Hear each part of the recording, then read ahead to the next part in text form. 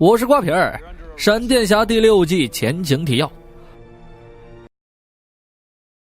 拉姆齐最终变成血魔，就连白瑞也救不了他，而纳什也终于找到了监视者的藏身地，准备进行下一步弑神计划。而白瑞坦然面对了死亡，打算在临死之前带着艾瑞斯度2天蜜月。反正拉姆齐现在已经失踪了，更何况实验室有自己的接班人希斯科照料。希斯科为了面对没有白瑞的情况，研发了一套智能 AI 小巴同学，只要简单喊出小巴同学，就会听到一声我在。小巴同学融合了白瑞往常的习惯和个性，基本上是遇事不决。小巴同学感觉相当靠谱后，白瑞放心的去旅行了。希斯科优先派出拉尔夫和冰霜去寻找拉姆齐的下落。另一边的地下隧道，鬼鬼祟祟的纳什被乔发现了踪迹。虽然不知道这个威尔斯又想干什么，不过乔的第6感告诉自己必须跟着他才保险，因为纳什准备在这个城市地下开个洞，而他也早已发现乔跟踪自己了。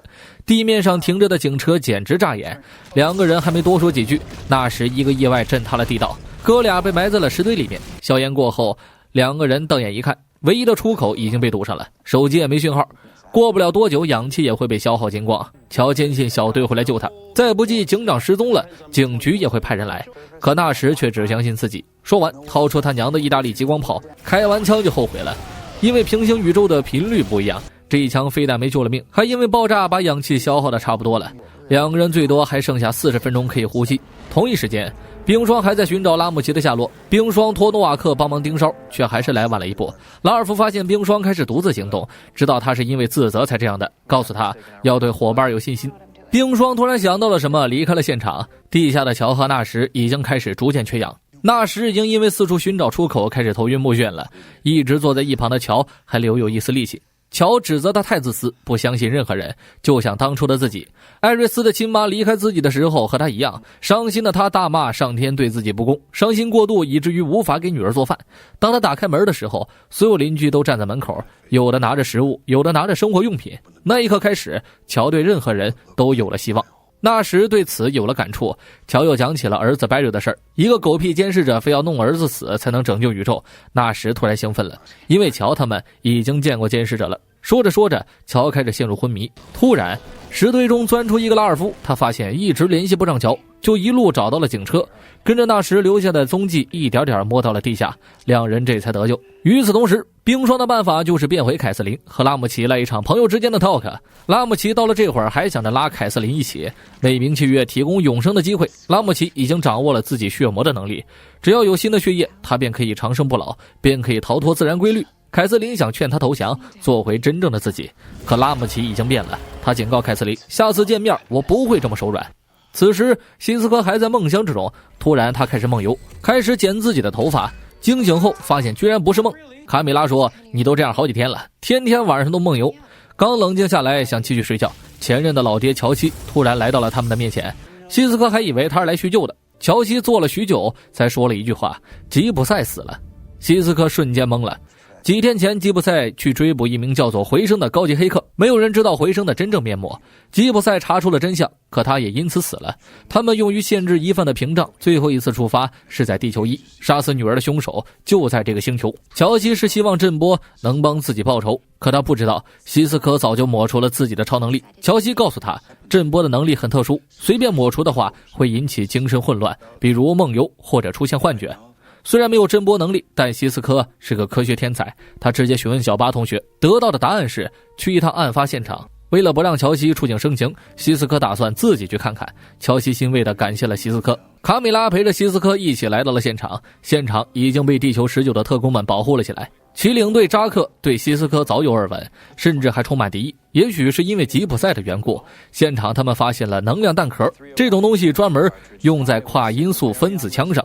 也许是杀害吉普赛的凶器，吉普赛的一切都蒸发了，除了一片血迹，没有任何可以利用的线索。眼看着血迹，希斯科也忍不住流下了眼泪。虽然两人已经分手许久，但曾经爱过的人死无全尸，希斯科还是难以接受。临走前，扎克虚伪地客套了一下，但希斯科并不打算罢手。他发现吉普赛的死最大的受益者就是扎克。虽然没有震波能力，但希斯科研发了一套类似震波原理的仪器，通过物体残留的能量恢复当时的场景，放入能量弹壳。希斯科和乔西一起将意识投入了回忆中，案发时的场景历历在目。吉普赛与回声多次搏斗，败下阵来。最终被分子枪击中，灰飞烟灭。而这个凶手居然就是希斯科。乔西一下就怒了，亏我还找你帮忙，原来你才是杀我女儿的凶手。而且卡米拉还在希斯科的工作室里翻出了分子枪，这一下证据确凿了。卡米拉赶紧出来解释，希斯科也发誓自己不可能杀吉普赛，除非是精神错乱引起的。希斯科每晚都会梦游，时间和吉普赛遇害时间恰好对应。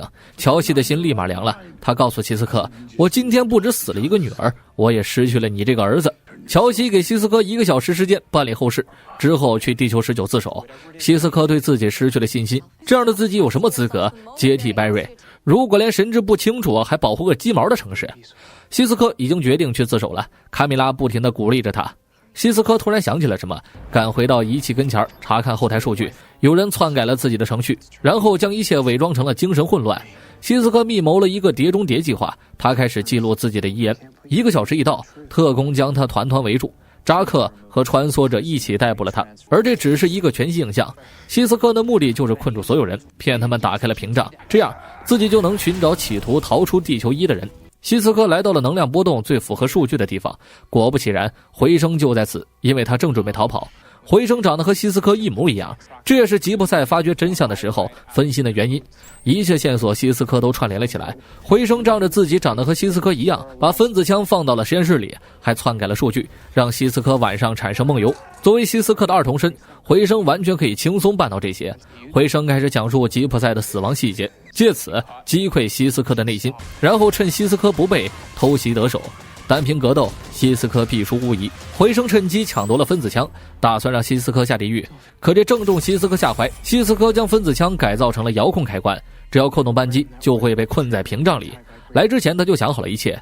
也在此时，扎克带着穿梭者赶了过来，幕后黑手被绳之以法，希斯科为死去的爱人复了仇。乔西也告诉了希斯科为什么吉普赛会把回声带到地球1，因为吉普赛一直相信希斯科有能力抓住回声，但人死不能复生。乔西虽然失去了女儿，但却得到了希斯科这样一个优秀的儿子。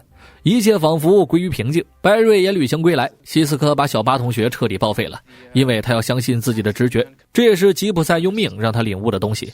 另一边，纳什和乔的身体已经恢复，临别前他告诉乔，明天带着闪电侠小队来隧道，我有办法拯救拜瑞。我是瓜皮儿，我们下期见。